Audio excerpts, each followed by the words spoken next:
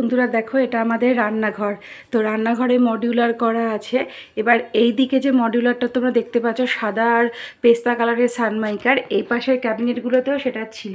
But এগুলো কী বলতো, দুদিকের কোনাগুলো এমনভাবে আঠা ছেড়ে গেছিলো, দেখতে বাজে লাগছিলো। তো সেই জন্য আমি সবগুলোই তুলে ফেলেছি।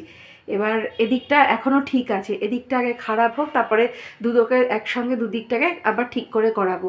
এখন আমি চিন্তা করছি যে আবার এই সানমাইকার লাগাবো নাকি পেন্ট করে নেব। তোমরা একটু আমাকে কমেন্ট করে জানিয়ে বলো তো যে কী করলে ভালো হয়, কালার করলে না সানমাইকার লাগালে। আমি চিন্তা করছি সানমাইকার লাগালে আবার 5-6 বছর পরে উঠে যাবে, তো আবার এটাকে বারবার করতে হবে। এটা পার্মানেন্ট কোনো সলিউশন থাকলে আমাকে তোমরা একটু কমেন্ট করে জানিও। এদিকে এগুলো দেখো কিচ্ছু হয়নি, এদিকে এগুলো কিন্তু ঠিক আছে, ওই জন্য এগুলো এখনও কিছু তুলিনি। এগুলো একদম আঠাটা একদম পুরোপুরি ঠিক আছে।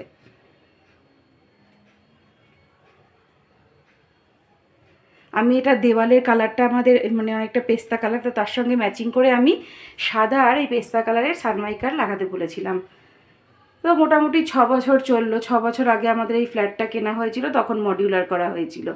তো 6 বছর এই একই সানমাইকার দিয়ে চললো। বাট এখন এগুলোর কোনাগুলো উঠে গেছিলো।